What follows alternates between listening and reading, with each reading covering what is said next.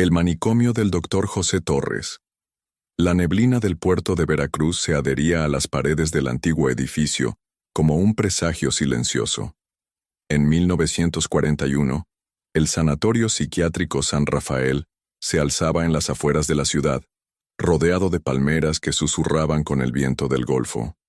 Era un lugar donde las familias enviaban a sus enfermos mentales, pero también donde las viudas inconvenientes desaparecían tras puertas de hierro oxidado. El Dr. José Torres llevaba 8 años administrando aquella institución con mano firme y sonrisa amable, un hombre respetado en la sociedad veracruzana, miembro activo de la parroquia del Cristo del Buen Viaje, invitado frecuente a las tertulias del gobernador.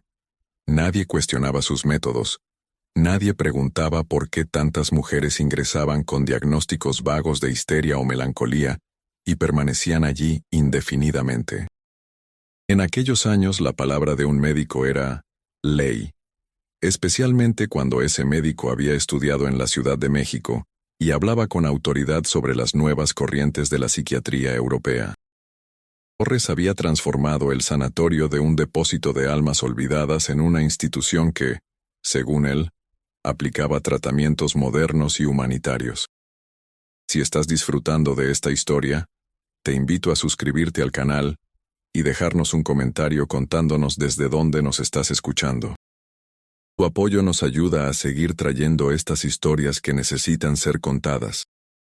La primera en notar algo irregular fue Carmen Vázquez, una enfermera joven que había comenzado a trabajar en el sanatorio en marzo de ese año. Carmen provenía de una familia humilde del barrio de La Huaca y había conseguido el empleo gracias a la recomendación del párroco local. Era una mujer observadora, callada, que realizaba sus tareas con eficiencia mientras mantenía los ojos bajos. Pero los ojos bajos no significaban que no viera. Durante sus primeras semanas, Carmen notó un patrón extraño en el ala oeste del edificio, la sección reservada para las pacientes mujeres. Había aproximadamente 30 mujeres internas, la mayoría diagnosticadas con diversos grados de demencia, depresión, o lo que el Dr. Torres llamaba desequilibrios nerviosos femeninos. Pero había un grupo particular de 7 pacientes que recibían un tratamiento especial. Todas eran viudas, todas habían ingresado en los últimos 2 años, y todas eran visitadas personalmente por el Dr. Torres durante las noches. Carmen intentó convencerse de que se trataba de un cuidado médico extraordinario. El Dr. Torres era conocido por su dedicación. Llegaba antes del amanecer y se marchaba mucho después del anochecer. Su esposa, Guadalupe Torres, una mujer menuda y silenciosa que rara vez salía de su casa en el centro de Veracruz, aparecía ocasionalmente en el sanatorio para supervisar la lavandería y la cocina, pero nunca se adentraba en el ala de las pacientes.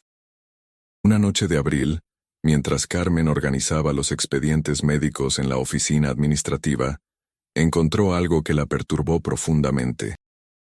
En el archivo personal del Dr. Torres, guardado en un cajón que había quedado sin llave por descuido, había un cuaderno de notas manuscritas.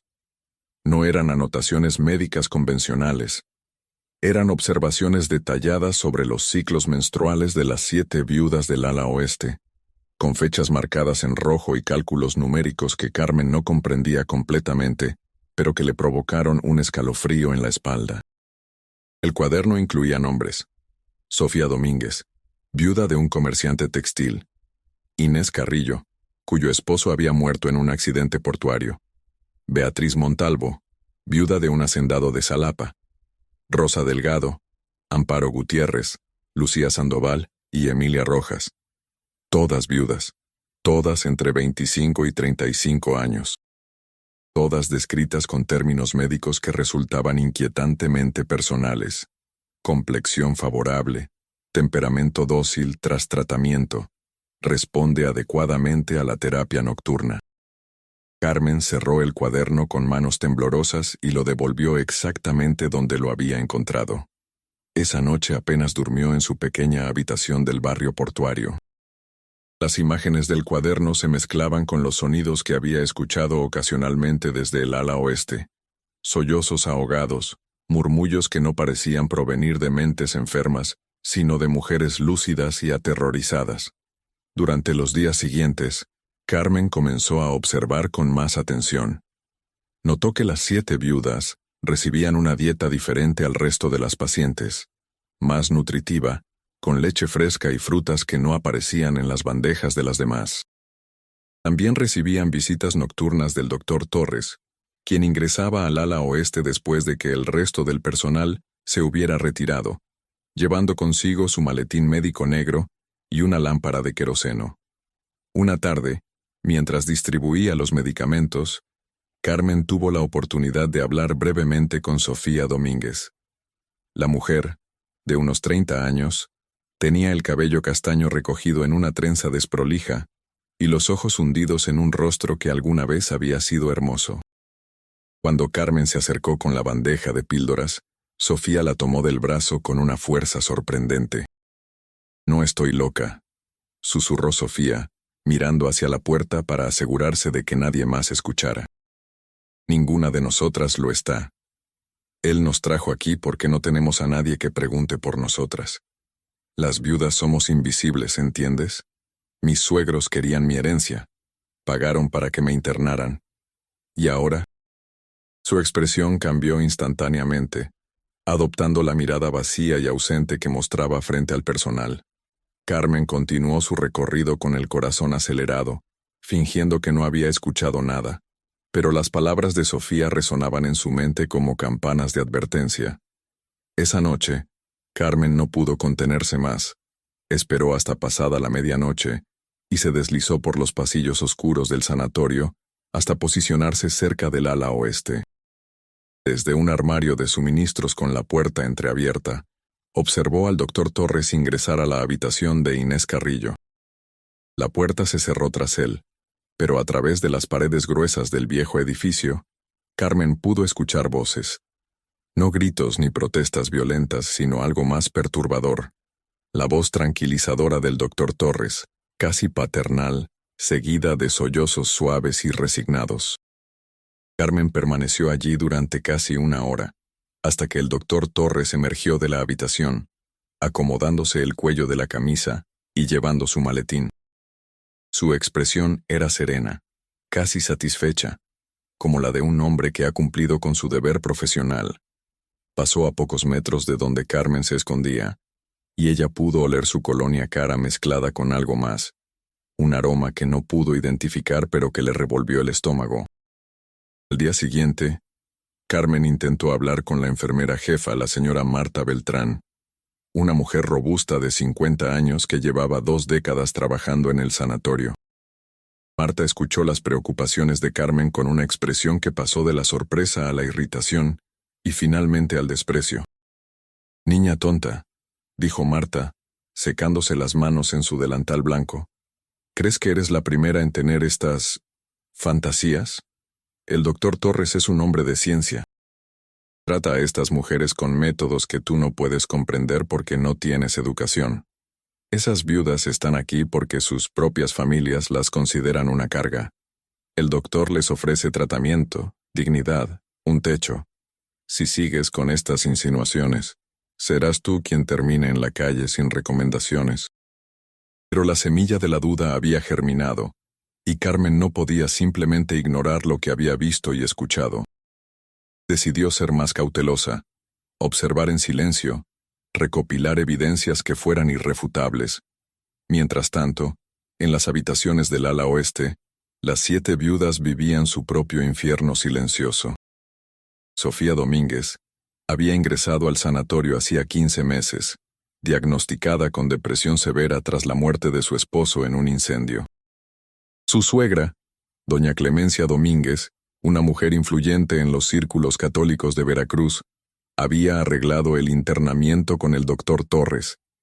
Al principio, Sofía había protestado, había gritado su cordura a cualquiera que quisiera escuchar. Pero después de semanas de aislamiento y de las visitas nocturnas del doctor, había aprendido que la resistencia solo prolongaba el sufrimiento. El doctor Torres nunca usaba violencia física explícita. No necesitaba hacerlo. Su poder residía en su autoridad, en su capacidad de mantener a estas mujeres indefinidamente encerradas, de medicarlas hasta la sumisión, de convencer al mundo exterior de que estaban genuinamente enfermas. Les hablaba con voz suave, casi amable, explicándoles que este era un tratamiento necesario, que sus cuerpos contenían desequilibrios que solo él podía corregir. Les decía que nadie vendría a buscarlas, que sus familias se habían olvidado de ellas, que él era su único protector en un mundo que las había abandonado. Y tenía razón. Las viudas en 1941 ocupaban un espacio liminal en la sociedad mexicana, sin esposos que las definieran y frecuentemente sin hijos que las necesitaran, eran vistas como cargas económicas o amenazas morales. Una viuda joven era sospechosa, potencialmente peligrosa, capaz de tentar a hombres casados o de reclamar herencias que otras ramas familiares codiciaban. Internarlas en un sanatorio psiquiátrico era una solución conveniente, respaldada por la ciencia médica y bendecida por confesores que predicaban la resignación femenina. Inés Carrillo, cuyo esposo había muerto aplastado por una carga en el puerto, había sido la segunda en llegar al ala oeste. Su cuñado, que administraba el negocio familiar de exportación de café, había sugerido el internamiento después de que Inés comenzara a hacer preguntas incómodas sobre las finanzas de la empresa. Está inestable por el duelo, había dicho el cuñado al doctor Torres. Tiene alucinaciones, ve conspiraciones donde no las hay. El doctor Torres había asentido comprensivamente y firmado los papeles de admisión. Beatriz Montalvo provenía de una familia acomodada de Xalapa. Su esposo, un hacendado 30 años mayor que ella, había fallecido dejándole una considerable fortuna. Los hijos del primer matrimonio del difunto, ya adultos y codiciosos, habían encontrado en el doctor Torres un aliado perfecto. Beatriz había sido declarada incompetente para manejar sus asuntos por delirios de persecución y comportamiento errático. En realidad, su único error había sido negarse a firmar documentos que transferían la hacienda a los hijastros. Las historias de Rosa, Amparo, Lucía y Emilia seguían patrones similares. Todas eran inconvenientes para alguien. Todas habían sido despojadas de su agencia, de su voz, de su humanidad.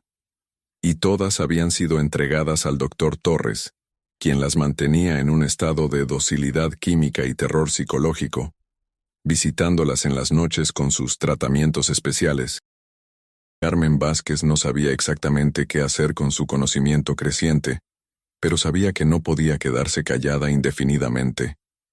En mayo, decidió buscar ayuda fuera del sanatorio. Conocía a un periodista del Diario de Veracruz, un hombre llamado Roberto Estrada que había escrito artículos críticos sobre la corrupción municipal y las condiciones en las prisiones locales. Roberto era primo lejano de su madre, y Carmen confiaba en que al menos la escucharía. Se reunieron en un café discreto cerca del Mercado Hidalgo, lejos de los ojos curiosos del centro de la ciudad. Carmen le contó todo: el cuaderno de notas, las visitas nocturnas, el testimonio de Sofía, los patrones extraños en el tratamiento de las viudas. Roberto la escuchó con atención creciente, tomando notas en un pequeño cuaderno que sacó del bolsillo de su guayabera. «Esto es grave», dijo Roberto finalmente, mirando alrededor para asegurarse de que nadie los escuchaba. «Pero también es peligroso. El doctor Torres tiene conexiones poderosas. Es amigo personal del delegado de salud. Asiste a las mismas cenas que el gobernador.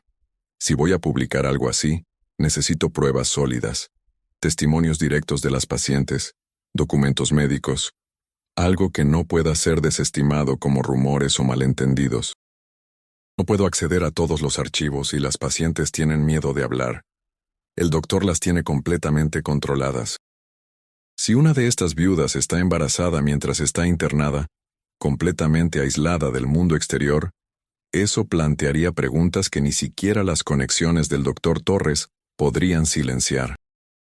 La iglesia se involucraría, la sociedad se escandalizaría.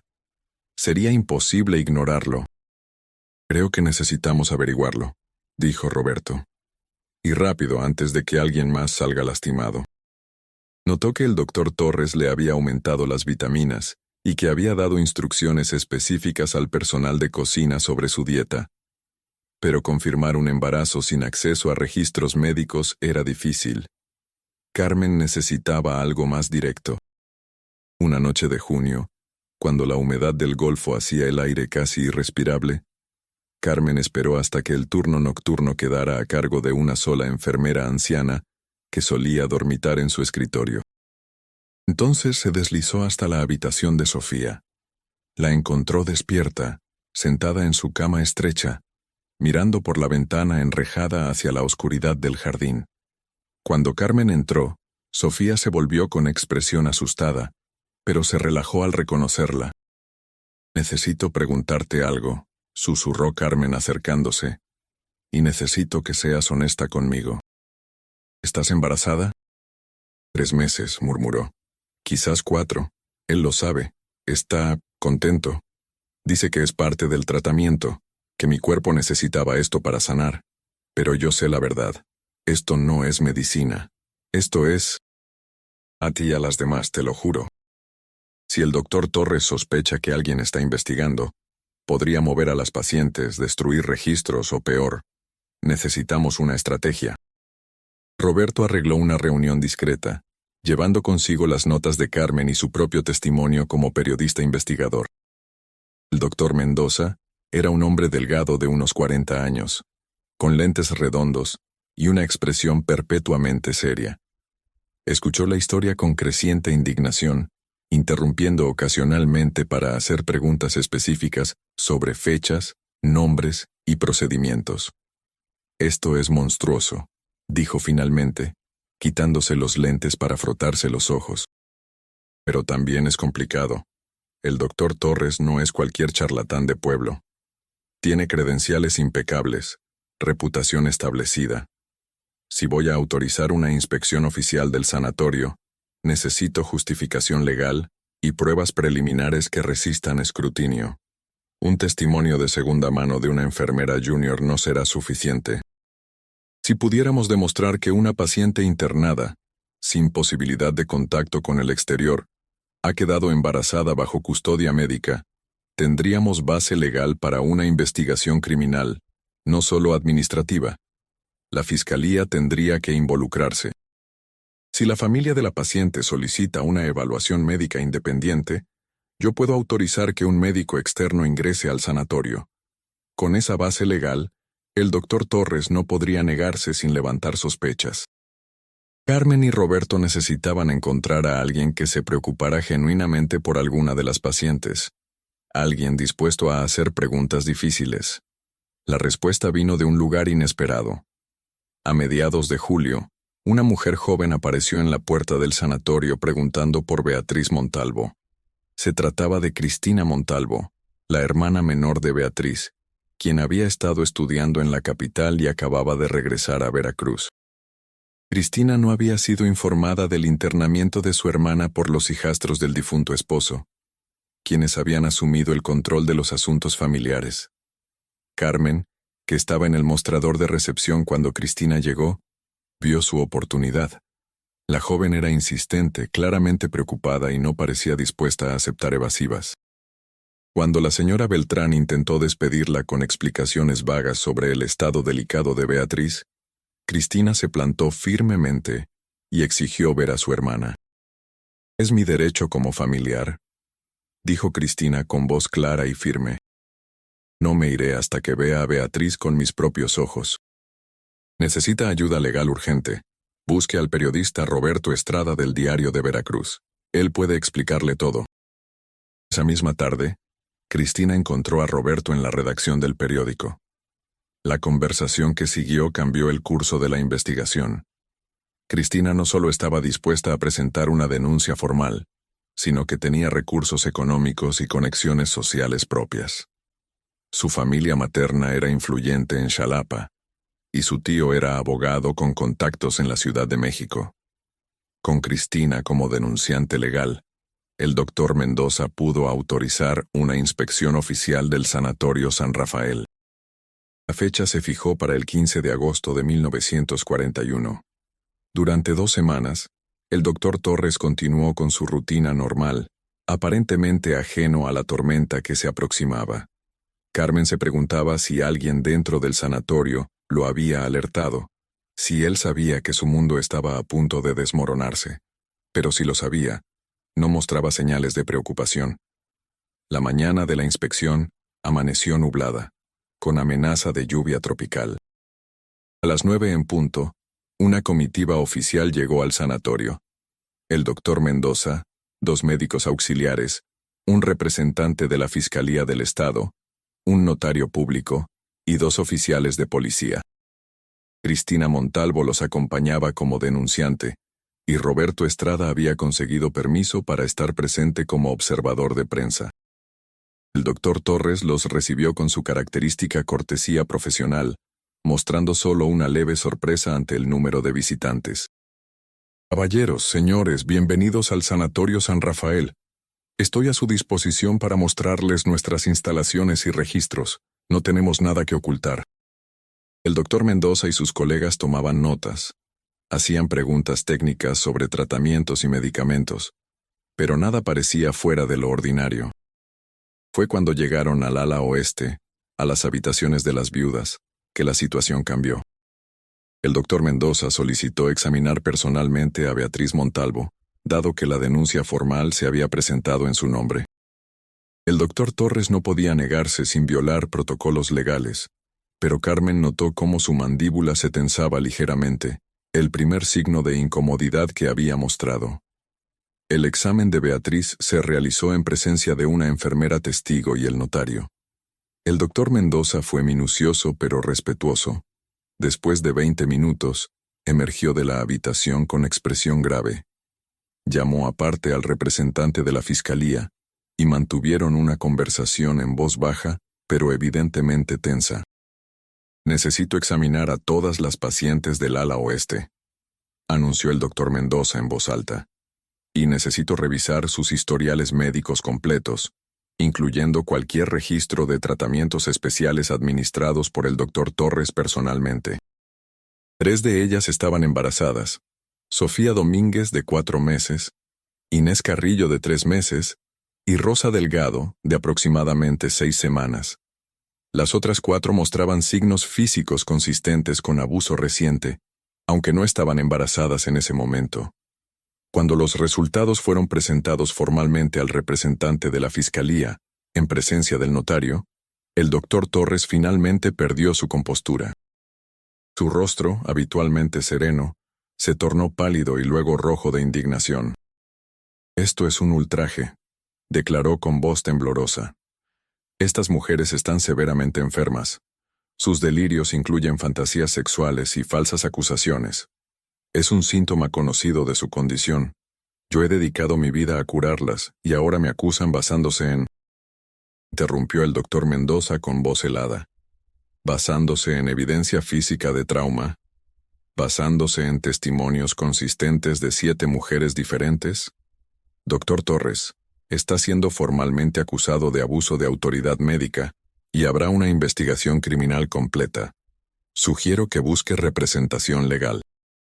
Incluso la señora Beltrán, su leal enfermera jefa durante tantos años, miraba hacia otro lado con expresión inescrutable. «Ustedes no entienden», dijo el doctor Torres, y por primera vez su voz sonó casi suplicante. «Estas mujeres no tienen a nadie. Nadie las quiere. Sus familias las desecharon. Yo les ofrecí propósito, dignidad. Les di un futuro. Los hijos que llevan serán criados apropiadamente, en familias decentes que...». La implicación era clara. Había un plan más amplio, probablemente involucrando la venta o transferencia de los bebés a familias que no podían concebir o que querían adoptar discretamente, sin pasar por canales oficiales. Era un negocio, meticulosamente planeado y ejecutado bajo el manto de la autoridad médica. El arresto del doctor José Torres sacudió a Veracruz como un terremoto. Los periódicos locales publicaron titulares escandalosos. Roberto Estrada escribió una serie de artículos detallados, que fueron reproducidos en publicaciones de todo México. La historia se convirtió en emblema de los abusos que podían ocurrir cuando se combinaban poder médico, vulnerabilidad femenina y complicidad social. Durante las semanas siguientes, más verdades salieron a la luz. La investigación reveló que el Dr. Torres había operado este esquema durante al menos 5 años, posiblemente más. Las 7 viudas del ala oeste no eran las primeras. Había habido otras antes, cuyos embarazos se habían completado y cuyos bebés habían sido entregados a familias acomodadas, con el Dr. Torres recibiendo pagos sustanciales por cada adopción privada. Los registros financieros mostraron transferencias de dinero de varias familias prominentes hacia cuentas controladas por el Dr. Torres. Algunas de estas familias, cuando fueron interrogadas, admitieron haber adoptado niños a través de él, creyendo genuinamente que estaban ofreciendo hogares a huérfanos o hijos no deseados de pacientes mentales incompetentes. Otros sabían más de lo que admitían inicialmente. Las familias que habían internado a las viudas también fueron investigadas. Algunos, como los suegros de Sofía Domínguez y el cuñado de Inés Carrillo, enfrentaron cargos de conspiración y apropiación indebida. Otros alegaron ignorancia completa de los abusos, afirmando que simplemente habían confiado en la autoridad médica del Dr. Torres. La verdad probablemente estaba en algún punto intermedio. No querían saber, no hacían preguntas, porque el sistema les convenía. Las 7 viudas fueron liberadas del sanatorio en septiembre de 1941. Sofía, Inés y Rosa, las que estaban embarazadas, enfrentaron decisiones imposibles sobre sus futuros. En aquella época conservadora, tener un hijo fuera del matrimonio, especialmente en estas circunstancias, conllevaba estigma social severo. Sofía decidió quedarse con su hijo, con el apoyo de su hermano menor que había estado buscándola desesperadamente durante meses. Inés, por otro lado, entregó a su bebé en adopción legal a través de canales apropiados, incapaz de enfrentar el recordatorio constante del trauma. Rosa Delgado, cuyo embarazo era el más temprano, sufrió un aborto espontáneo 2 semanas después de su liberación, posiblemente debido al estrés extremo. Beatriz Montalvo, liberada gracias a la valentía de su hermana Cristina, luchó durante meses en los tribunales para recuperar el control de su hacienda. Finalmente ganó, pero el proceso la dejó exhausta emocionalmente. Las otras viudas enfrentaron destinos variados. Algunas lograron reconstruir sus vidas. Otras nunca se recuperaron completamente del trauma psicológico de sus meses o años bajo el control del Dr. Torres. El Dr. Torres fue juzgado en diciembre de 1941. El proceso fue sensacionalista, con reporteros de todo el país llenando la sala del tribunal. Los abogados defensores del doctor intentaron varias estrategias. Argumentaron que sus métodos, aunque poco ortodoxos, estaban motivados por genuina compasión médica. Alegaron que las pacientes eran enfermas mentales incapaces de testimoniar confiablemente. Sugirieron que otros miembros del personal del sanatorio eran los verdaderos responsables y que el Dr. Torres había sido engañado. Nada funcionó. La evidencia era abrumadora y el estado de ánimo público exigía justicia. Guadalupe Torres, la esposa del doctor, testificó brevemente. Su testimonio fue devastador en su simplicidad. Admitió que había sabido, al menos parcialmente, lo que ocurría en el sanatorio. Había elegido ignorarlo. Había elegido preservar su posición social y su comodidad económica en lugar de proteger a las víctimas. Su testimonio la destruyó socialmente, pero también ayudó a condenar a su esposo. El doctor José Torres fue declarado culpable de múltiples cargos: abuso de autoridad, agresión sexual, tráfico de menores, fraude y conspiración. Fue sentenciado a 25 años de prisión. Nunca admitió públicamente su culpabilidad completa. En declaraciones posteriores desde la cárcel, continuó insistiendo en que había sido malinterpretado, que sus acciones habían sido distorsionadas por personas que no comprendían sus intenciones médicas avanzadas. Murió en prisión en 1958, sin haber mostrado remordimiento genuino. Carmen Vázquez se convirtió en una figura inesperada de admiración pública. Su valentía al denunciar los abusos arriesgando su empleo y potencialmente su seguridad, fue celebrada en artículos de periódicos y mencionada en debates legislativos sobre la necesidad de mayor supervisión de instituciones psiquiátricas. Continuó trabajando como enfermera, eventualmente especializándose en el cuidado de pacientes mentales, donde dedicó su carrera a promover tratamientos humanos y éticos. Roberto Estrada ganó un Premio Nacional de Periodismo por su cobertura del caso. Sus artículos contribuyeron a reformas importantes en las leyes de salud mental de México, incluyendo requisitos más estrictos para el internamiento involuntario y supervisión regular de instituciones psiquiátricas por inspectores independientes. El Sanatorio San Rafael fue cerrado permanentemente en 1942. El edificio permaneció abandonado durante décadas, convirtiéndose en un recordatorio físico de los horrores que habían ocurrido dentro de sus paredes. Eventualmente fue demolido en los años 70 para dar paso a un desarrollo habitacional. Hoy no queda rastro físico del lugar, pero la memoria de lo que sucedió allí persiste en la historia local de Veracruz. El caso del Dr. Torres reveló verdades incómodas sobre la sociedad mexicana de mediados del siglo XX. Mostró cómo el respeto ciega hacia la autoridad médica podía permitir abusos monstruosos. Ilustró la vulnerabilidad extrema de mujeres sin protección familiar en una sociedad patriarcal. Demostró cómo la intersección de género, clase social y poder institucional podía crear condiciones donde los depredadores prosperaban con impunidad, pero también reveló la capacidad de resistencia humana. Carmen, una joven enfermera sin poder ni conexiones, había encontrado el coraje para actuar. Cristina había luchado por su hermana cuando habría sido más fácil aceptar las explicaciones convenientes. Las viudas mismas, a pesar del trauma y la opresión, habían encontrado formas de resistir, de comunicar su verdad, de sobrevivir hasta que finalmente llegó la justicia.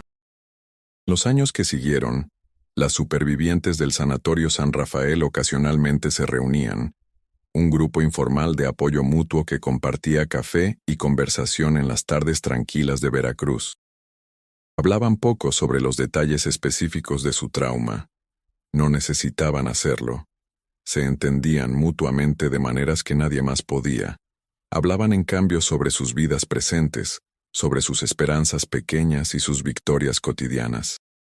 Sofía Domínguez crió a su hijo, Miguel, quien creció sin saber las circunstancias exactas de su concepción hasta que fue adulto. Cuando finalmente se lo contaron, respondió con compasión profunda hacia su madre, reconociendo su fortaleza al elegir amarlo a pesar de todo.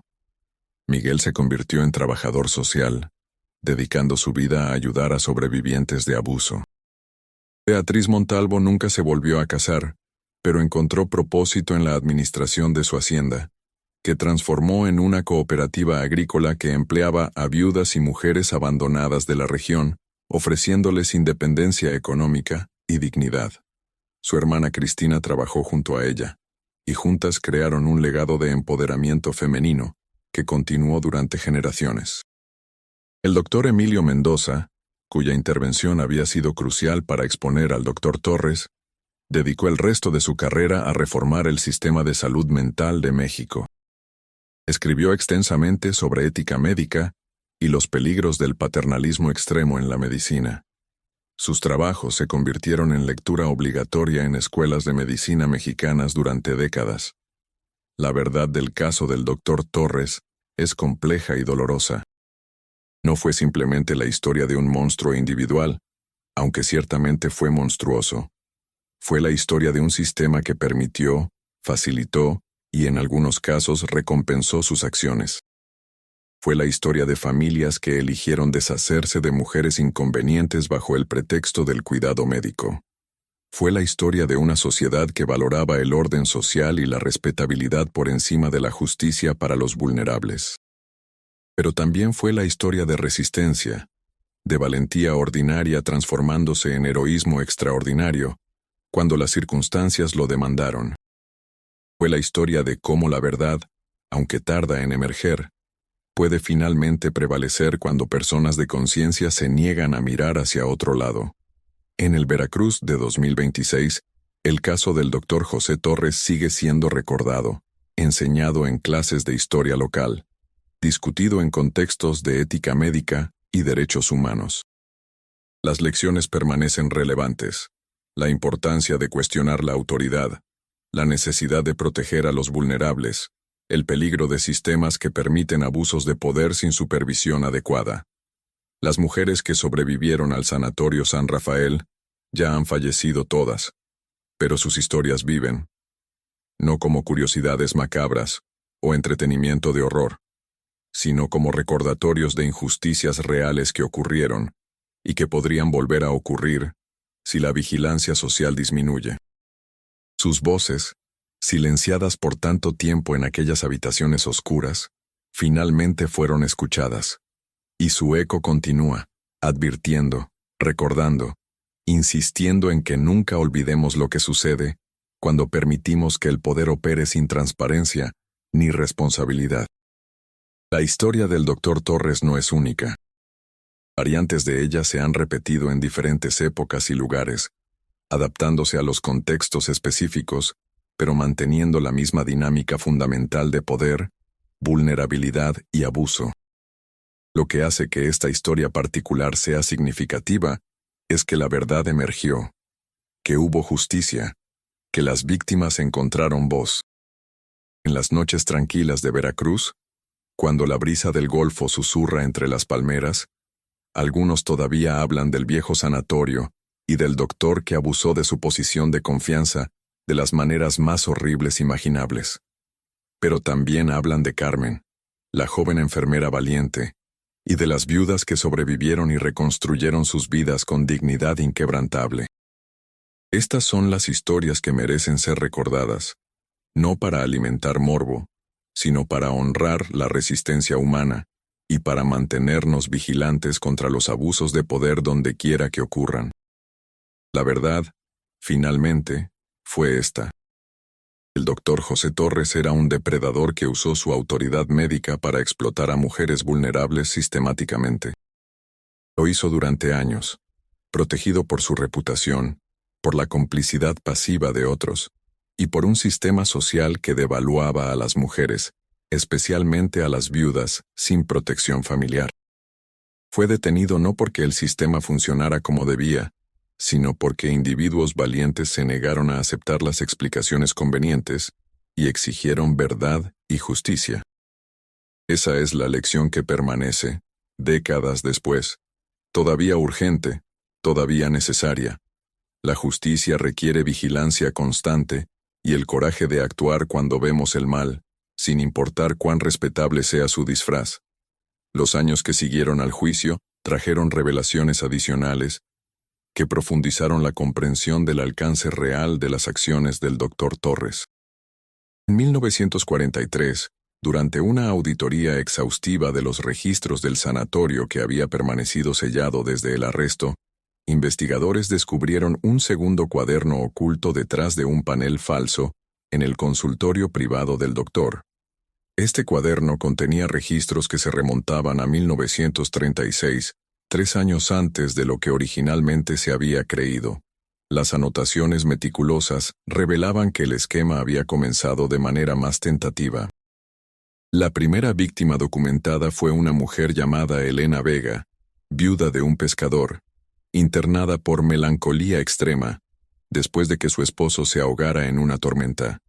El Dr. Torres había anotado sus observaciones iniciales con un lenguaje clínico que gradualmente se transformaba en algo más perturbador. Las entradas mostraban cómo había experimentado, refinado su metodología, aprendido qué funcionaba para mantener a las mujeres calladas y dóciles. Elena había dado a luz en 1937. El bebé, una niña, había sido entregada a una familia de comerciantes de Córdoba. Elena fue liberada del sanatorio 6 meses después del parto, con un diagnóstico de curación completa.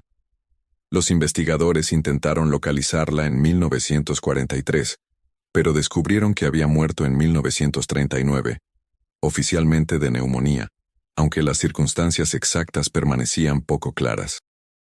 No tenía familia cercana que pudiera proporcionar más información, y su historia se había perdido casi completamente hasta ese descubrimiento. El cuaderno documentaba 11 mujeres más, antes de las 7, que habían sido rescatadas en 1941. Algunas habían dado a luz, otras habían sufrido abortos espontáneos. Una había muerto durante el parto por complicaciones que el doctor Torres había manejado inadecuadamente en su intento de mantener todo en secreto. Los nombres, las historias breves, las anotaciones frías y científicas sobre sus cuerpos y sus reacciones emocionales al trauma. Todo estaba allí, preservado en la letra cuidadosa del doctor. Esta revelación reabrió la investigación. Detectives intentaron rastrear a las sobrevivientes adicionales y a los niños nacidos de estos abusos. Fue un trabajo de años, complicado por registros incompletos, familias renuentes a cooperar y el estigma social que rodeaba todo el caso. Algunas mujeres fueron encontradas y, cuando estuvieron dispuestas a hablar, sus testimonios añadieron capas de horror a la historia ya conocida. Una de ellas era Margarita Solis, quien había estado en el sanatorio de 1938 a 1939. Ahora vivía en un pueblo pequeño cerca de Tampico, trabajando como costurera y viviendo una vida tranquila y anónima. Cuando los investigadores la contactaron, inicialmente se negó a hablar.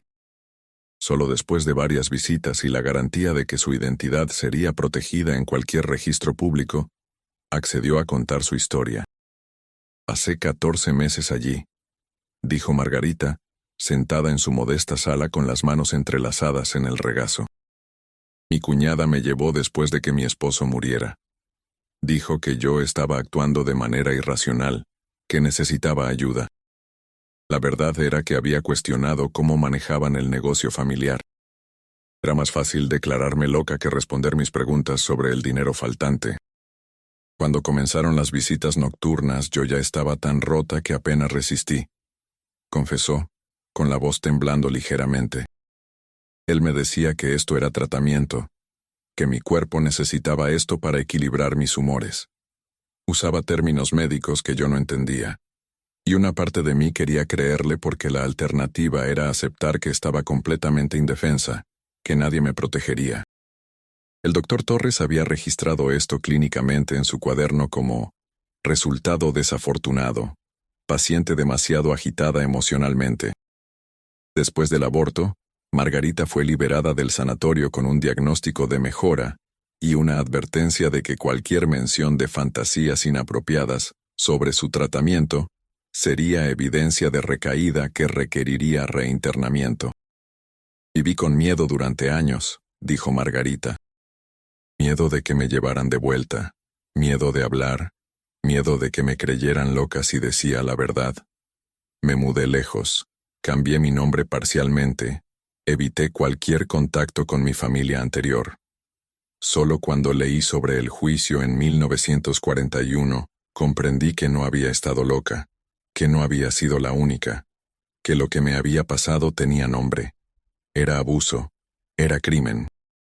No había sido impulsivo o desorganizado, había sido metódico, paciente, constantemente refinando sus técnicas de manipulación y control. Había seleccionado cuidadosamente a sus víctimas, viudas sin apoyo familiar fuerte, mujeres cuyas familias tenían motivos para querer mantenerlas institucionalizadas, pacientes que podían ser fácilmente desacreditadas si alguna vez hablaban. También había cultivado cuidadosamente su reputación pública. Asistía a misa regularmente, hacía donaciones a organizaciones caritativas, publicaba artículos en revistas médicas sobre tratamientos humanitarios para enfermedades mentales.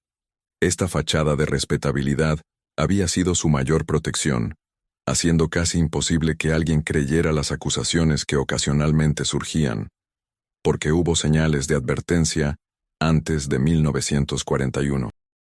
En 1939, un sacerdote visitante al sanatorio había expresado preocupaciones vagas sobre el ambiente del ala de mujeres a su superior. La preocupación fue desestimada. El doctor Torres era un pilar de la comunidad católica, y el sacerdote probablemente había malinterpretado los procedimientos médicos legítimos.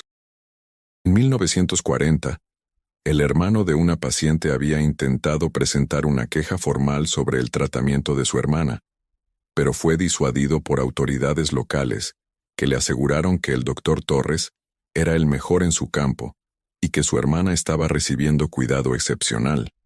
Estas oportunidades perdidas de intervención temprana atormentaban a algunos de los involucrados en la investigación posterior.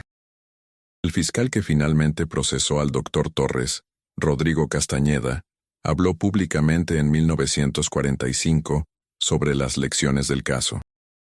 Lo más perturbador no es que existiera un hombre capaz de estos actos, dijo Castañeda en una conferencia en la Ciudad de México. Es que el sistema permitió que operara abiertamente durante casi una década. Hubo señales, hubo quejas, hubo momentos donde la intervención podría haber detenido el abuso. Pero la combinación de respeto ciego a la autoridad médica, devaluación de las mujeres vulnerables, y la renuencia a creer que alguien de posición social respetable podría ser un criminal, creó una ceguera colectiva que permitió que el horror continuara. El país estaba modernizándose rápidamente bajo la presidencia de Manuel Ávila Camacho, y había un empuje creciente hacia la profesionalización de servicios de salud y bienestar social. El caso Torres se convirtió en ejemplo paradigmático de por qué estas reformas eran necesarias. En 1944, el Congreso mexicano aprobó nuevas leyes que requerían inspecciones regulares sin previo aviso de todas las instituciones psiquiátricas, establecían derechos específicos para pacientes internados y creaban mecanismos para que las quejas fueran investigadas por autoridades independientes. Las leyes fueron nombradas informalmente Reforma Sofía, en honor a Sofía Domínguez, cuyo testimonio en el juicio había sido particularmente impactante. Sofía misma se había convertido en una voz pública para la reforma de salud mental. Superando el estigma considerable, había comenzado a hablar en eventos públicos sobre su experiencia, argumentando que el silencio y la vergüenza solo protegían a los abusadores. Su hijo Miguel, nacido de las circunstancias más oscuras pero criado con amor, crecía sano y feliz, un testimonio de que las víctimas podían recuperarse y construir vidas significativas. No quiero ser definida solo por lo que me pasó, dijo Sofía en una entrevista de 1946. Fui víctima, sí, pero también soy sobreviviente. Soy madre. Soy una persona completa con sueños y esperanzas. El doctor Torres intentó reducirnos a objetos, a recipientes para sus esquemas. Pero somos humanas, somos complejas, somos resilientes. Esa es la verdad que necesita ser contada. Inspiró una generación de trabajadores sociales, psicólogos y reformadores médicos que estaban determinados a prevenir abusos similares. Carmen Vázquez, la enfermera cuya valentía había sido crucial para exponer al doctor Torres, se convirtió en mentora de muchos jóvenes profesionales de la salud. Viajaba por México dando charlas sobre ética en el cuidado de la salud y la importancia de cuestionar la autoridad cuando algo parecía incorrecto. La gente me pregunta cómo encontré el coraje para actuar, dijo Carmen en una de estas charlas en 1948. La verdad es que no me sentía valiente. Me sentía aterrorizada. Temía perder mi empleo. Temía no ser creída. Temía las represalias. Pero había algo más fuerte que el miedo. La certeza de que si no hacía nada, el sufrimiento continuaría. Y no podía vivir conmigo misma sabiendo que había elegido mi comodidad sobre la seguridad de esas mujeres. El coraje no es ausencia de miedo. Es actuar a pesar del miedo, porque lo que está en juego es demasiado importante para ignorar. En sus conversaciones con evaluadores, describía sus acciones como si estuviera discutiendo un experimento científico fallido, lamentando no la victimización de las mujeres, sino que sus métodos habían sido malinterpretados. Un psiquiatra que lo evaluó en 1950 escribió en su reporte: el sujeto mantiene una construcción elaborada de autojustificación. Se ve a sí mismo como visionario incomprendido, como benefactor que ofrecía soluciones a problemas sociales complejos. Las mujeres, en su narrativa, eran recipientes dispuestos de su ayuda, no víctimas de abuso. Esta incapacidad o renuencia para reconocer la humanidad y agencia de sus víctimas es quizás el aspecto más perturbador de su psicología. Era calculador, socialmente hábil, capaz de mantener una fachada de normalidad mientras perpetraba abusos sistemáticos. Este perfil se volvería dolorosamente familiar en décadas posteriores a medida que casos similares emergían en diferentes contextos. Los niños nacidos de los abusos del Dr. Torres enfrentaron sus propios desafíos únicos. Algunos, como Miguel, el hijo de Sofía, fueron criados por sus madres biológicas con apoyo familiar. Otros habían sido adoptados por familias que no conocían las circunstancias verdaderas de su origen. Cuando la verdad emergió públicamente, algunas de estas familias adoptivas enfrentaron dilemas éticos difíciles sobre cuánto contar a los niños y cuándo. En 1952, un grupo de apoyo se formó en la Ciudad de México para familias afectadas por el caso Torres. Incluía madres biológicas que habían conservado a sus hijos, familias adoptivas que ahora conocían la verdad, y algunos de los niños ahora adolescentes que estaban lidiando con su identidad y origen. Las reuniones eran facilitadas por trabajadores sociales capacitados y ofrecían un espacio seguro para procesar emociones complejas. Una madre adoptiva, cuyo nombre fue mantenido confidencial, compartió su perspectiva en una entrevista anónima para un estudio sociológico en 1954. Cuando nos dijeron que podíamos adoptar un bebé a través del Dr. Torres, creímos genuinamente que estábamos ayudando. Nos dijeron que la madre biológica era una paciente mental que no podía cuidar al niño, y que esta era una solución compasiva para todos. Nunca cuestionamos, nunca investigamos más profundamente. Ese es nuestro fracaso moral. Amamos a nuestro hijo profundamente. Eso nunca cambiará. Pero también llevamos la culpa de haber sido, aunque involuntariamente, parte de este sistema de abuso. Su disposición a no hacer preguntas difíciles, a aceptar las garantías de una figura de autoridad médica sin verificación, había facilitado la continuación de los abusos. Esta complicidad pasiva se convirtió en tema de análisis sociológico. Investigadores examinaron cómo sociedades enteras pueden volverse cómplices de injusticias cuando individuos eligen comodidad sobre curiosidad crítica, cuando el deseo de creer en instituciones respetables supera la voluntad de investigar señales de alarma, cuando la victimización de personas marginales es más fácil de ignorar que de confrontar. Para 1960, casi 2 décadas después de la exposición inicial del caso, la sociedad mexicana había cambiado significativamente. El movimiento de derechos de las mujeres estaba ganando fuerza, aunque aún enfrentaba resistencia considerable. Las reformas en salud mental, iniciadas parcialmente por el caso Torres, habían mejorado condiciones en muchas instituciones. Había mayor conciencia sobre abuso institucional y más mecanismos de supervisión. Pero también había reconocimiento de que el progreso era frágil y desigual. En áreas rurales y en instituciones menos vigiladas, los abusos continuaban. El caso Torres había sido extraordinario en su exposición y resolución, pero no era único en su ocurrencia. Otros casos similares, aunque menos documentados públicamente, seguían surgiendo esporádicamente. Roberto Estrada, el periodista que había ayudado a exponer el caso original, continuaba escribiendo sobre estos temas. En 1962, publicó un libro titulado Las viudas del San Rafael, Memoria, Justicia y las lecciones no aprendidas, donde documentaba el caso completo, pero también examinaba casos posteriores de abuso institucional que mostraban patrones similares. En el prólogo del libro, Estrada escribió: "Este no es un libro sobre un monstruo singular, es un libro sobre sistemas que crean condiciones donde los monstruos pueden prosperar. Es un libro sobre vulnerabilidad y poder, sobre cómo la marginación de ciertos grupos facilita su victimización. Es un libro sobre la necesidad de vigilancia constante, porque la justicia no es un estado permanente que se alcanza y luego se mantiene automáticamente.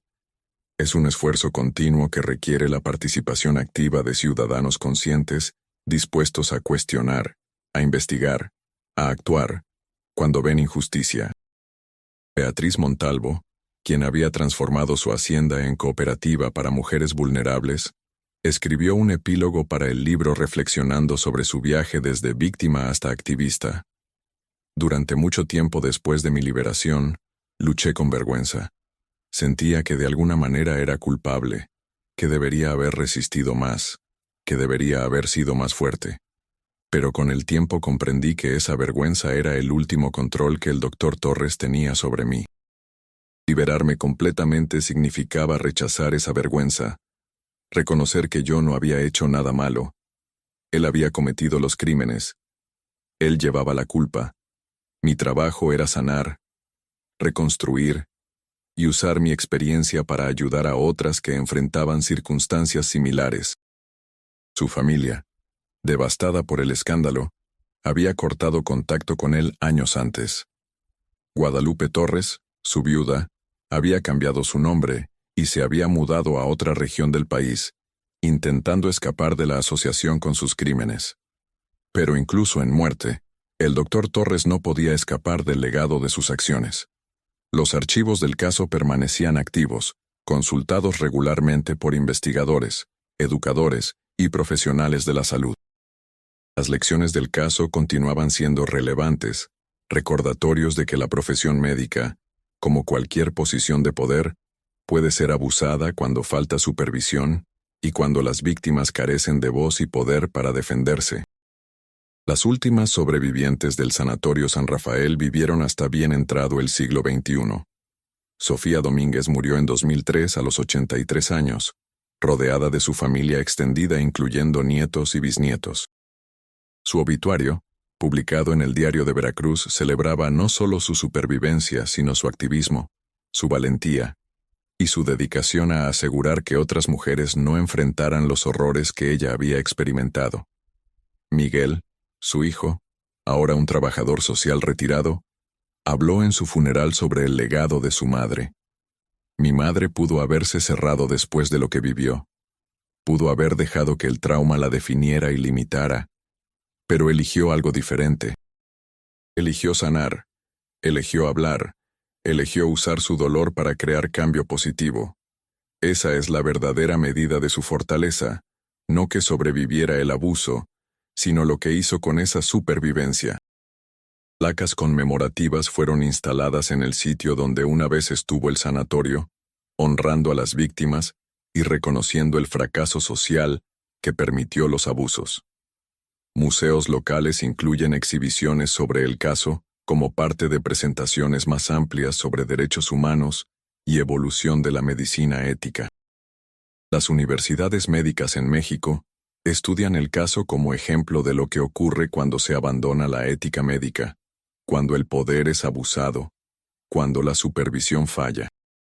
Estudiantes leen testimonios de las sobrevivientes, analizan las fallas sistemáticas que permitieron los abusos y discuten cómo podrían identificar y prevenir situaciones similares en su práctica futura.